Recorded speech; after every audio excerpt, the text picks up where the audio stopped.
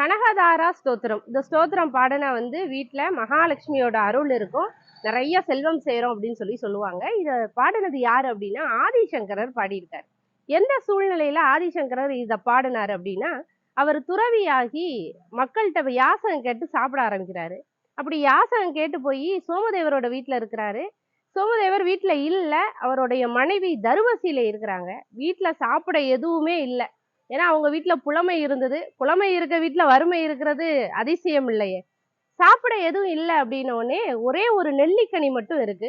தருவசீலை அவங்களுக்காக வச்சிருந்த அந்த நெல்லிக்கனியை எடுத்து ஆதிசங்கரருக்கு கொடுக்குறாங்க. மனசோட ஏத்துக்கிட்ட ஆதிசங்கரர் இந்த குடும்பத்துக்கு சகல ஐஸ்வர்யங்களும் வேணும் அப்படின்னு சொல்லி பாடின ஸ்தோத்திரம் தான் கனகதாரா ஸ்தோத்திரம். அவர் பாடி முடிச்ச உடனே அங்க தங்க நெல்லிக்கனிகளா மழையா பொழிஞ்சுது அப்படின்னு சொல்லுவாங்க. கனகதாரா ஸ்தோத்திரம் பாடுறது பெரிய விஷயம் கிடையாது.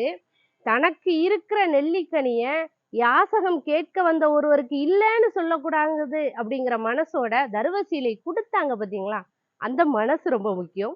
மனம் இருந்தால் மகத்துவம் உண்டு.